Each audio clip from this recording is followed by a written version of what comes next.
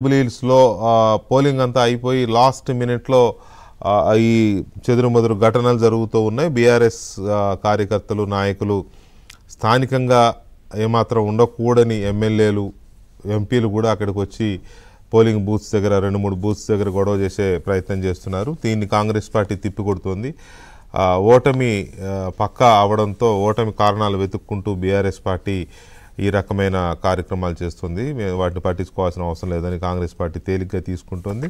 చూడాలి ఏమవుతుందనేది. ఇక మనం ఒకసారి ఎగ్జిట్ పోల్స్ చూడాల్సిన సమయం వచ్చేసింది. ఎగ్జిట్ పోల్స్ అన్నీ వచ్చేసాయి. ఇటు జూబ్లీహిల్స్కి సంబంధించి, అటు బీహార్కు సంబంధించి ఎవరు గెలవబోతున్నారు అనే దాని మీద అంచనాలతో కూడిన ఎగ్జిట్ పోల్స్ను వివిధ సర్వే సంస్థలు వెల్లడిస్తున్నాయి.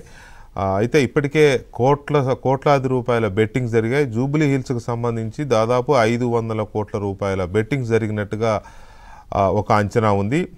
గెలుపుతో పాటు మెజారిటీల మీద కూడా 5,000 మెజారిటీ వస్తుందని, 15,000 మెజారిటీ వస్తుందని, 20,000 మెజారిటీ వస్తుందని, ఆ పార్టీ గెలుస్తుందని, ఈ పార్టీ గెలుస్తుందని, ఇట్లా రకరకాల పారామీటర్స్లో రకరకాల బ్రేకప్స్తో బెట్టింగ్స్ కాశారు. దాదాపు 500 కోట్ల రూపాయల బెట్టింగ్స్ జరిగాయి. అలాగే బీహార్కి సంబంధించి కూడా బెట్టింగ్ రాయుళ్ళు భారీగానే బెట్టింగ్స్ కాశారు. అయితే ఇప్పుడు మనం వెల్లడించబోయే ఎగ్జిట్ పోల్స్తో ఈ బెట్టింగ్స్ ఇంకా పెరిగే అవకాశం ఉంది.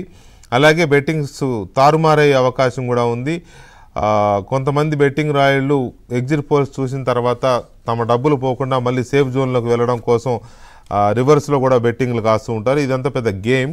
అయితే ఎగ్జిట్ పోల్స్కి చాలా ప్రయారిటీ ఉంటుంది. కొన్ని బెట్టింగ్ సంస్థలు, బెట్టింగ్ ఏజెన్సీలు ఏం చేస్తాయి, వాళ్ళు కూడా సర్వే చేయించుకుంటారు. వాళ్ళు కూడా ఎగ్జిట్ పోల్స్ రిలీజ్ చేస్తూ ఉంటారు. వాటిల్లో ఏ సంస్థతో చేయించారు ఏంటి అనేది మనకు తెలియదు, కానీ అవి కూడా అలాంటిది కూడా ఒక గేమ్ నడుస్తుంది. మొత్తం మీద ఎగ్జిట్ పోల్స్ అనౌన్స్ చేయబోతున్నాను. ఒక చిన్న బ్రేక్ తర్వాత జూబ్లీహిల్స్లో గెలిచేది ఎవరు, గెలవబోతున్నది ఎవరు, ఎగ్జిట్ పోల్స్ అంచనాలు ఎలా ఉన్నాయి, అలాగే బీహార్లో